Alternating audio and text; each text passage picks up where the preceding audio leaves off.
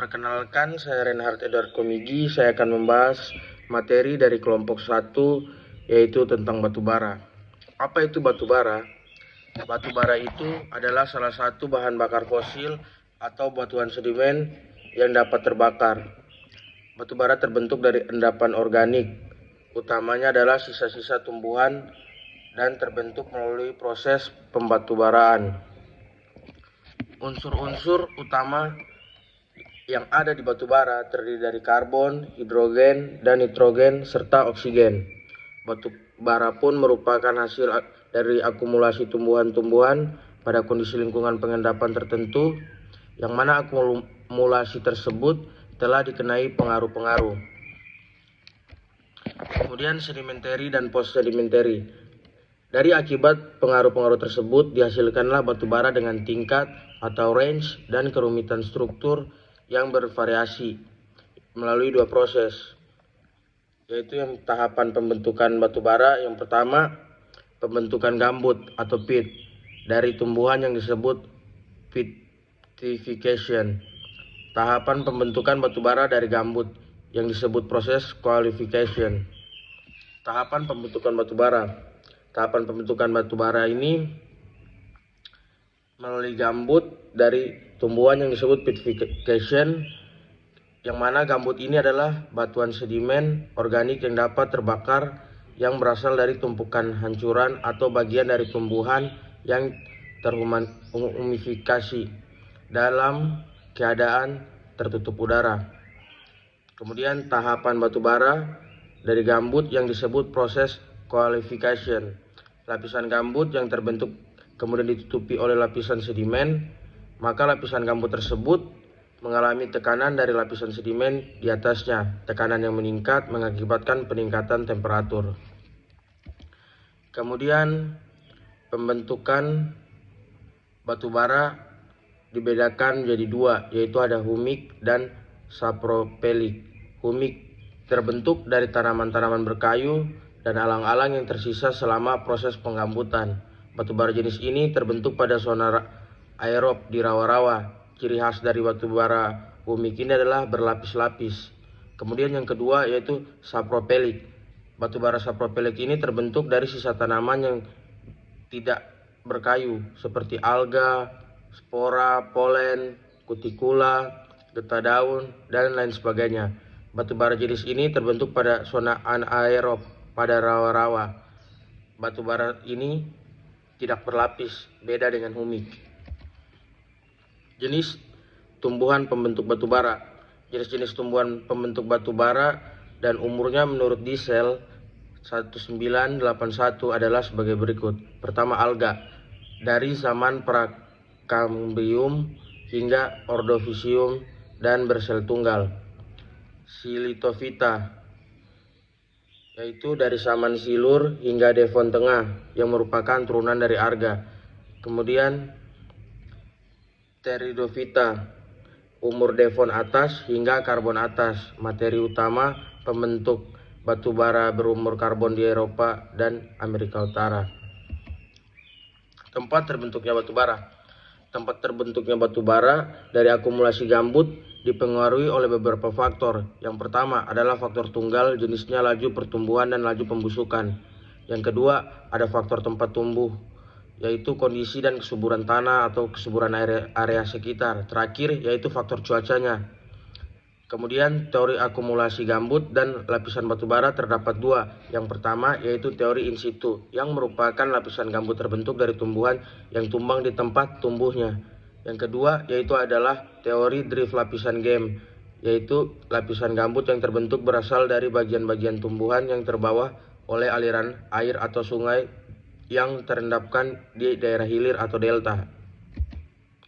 Faktor pembentukan batu bara. Yang pertama yaitu posisi geotektonik, yang kedua iklim, yang ketiga umur geologi, yang keempat dekomposisi, yang kelima tumbuhan, yang keenam penurunan, yang ketujuh topografi, yang kedelapan yaitu metamorfosa organik.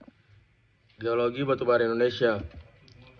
Batu bara di Indonesia dapat dibedakan menjadi tiga. Yang pertama yaitu batu bara paleogen, yaitu endapan batu bara yang terbentuk dari cekungan intramontane yang terdapat di Ombilin, Bayah, Kalimantan Tenggara, Sulawesi Selatan, dan sebagainya. Yang kedua, batubara neogen, yakni batubara yang terbentuk pada cekungan foreland terdapat di sepanjang Tanjung Enim, Sumatera Selatan. Ketiga, batubara delta, yaitu endapan batubara di hampir seluruh Kalimantan Timur.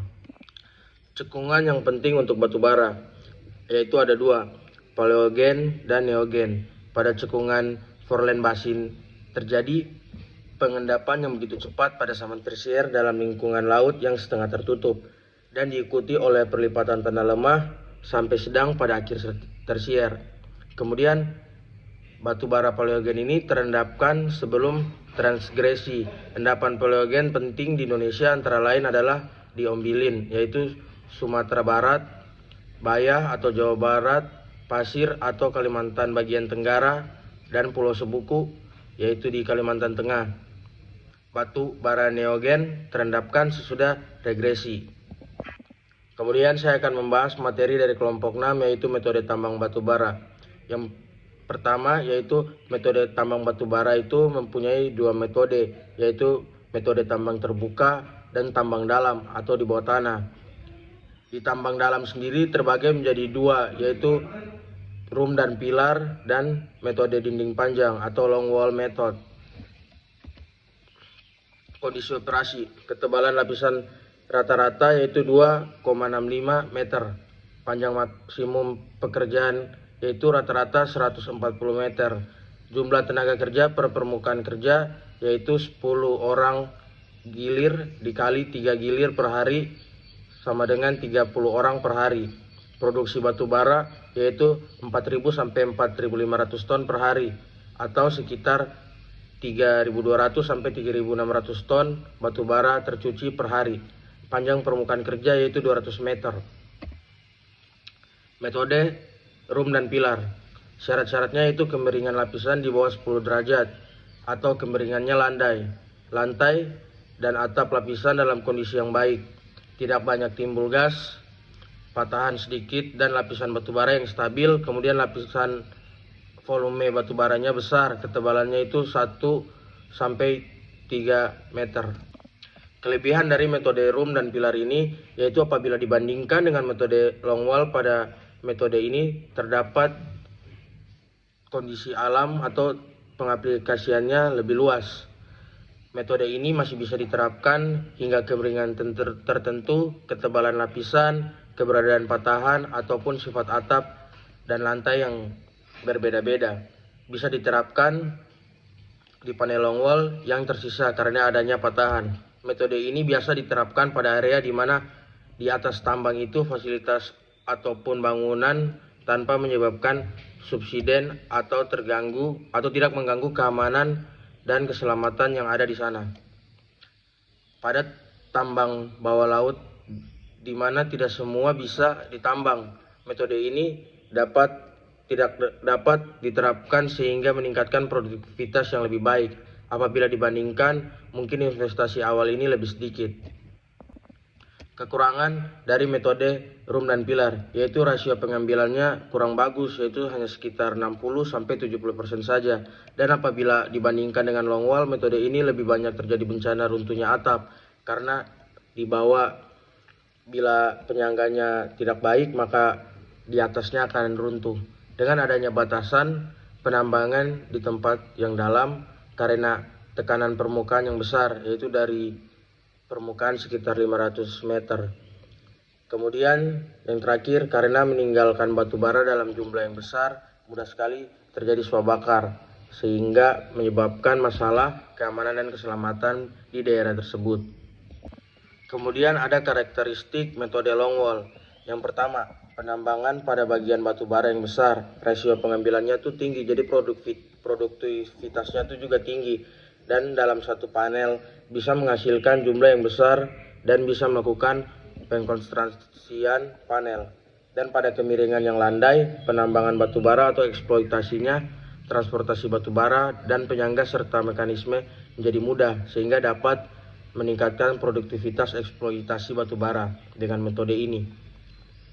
bisa mengonsentrasikan panel terhadap jumlah produksi batu bara yang panjang perawatan dan terowongannya pendek.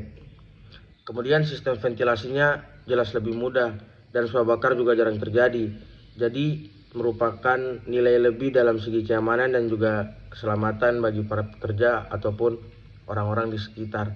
Dan serta metode longwall dapat memanfaatkan tekanan tanah hingga pemotongan batu bara lebih mudah. Dan apabila ada runtuhnya atap, kerusakan mesin atau produksi batu bara akan berkurang sangat banyak. Jadi setaralah antara produksinya sama kerusakannya. Sekian yang dapat saya sampaikan. Terima kasih.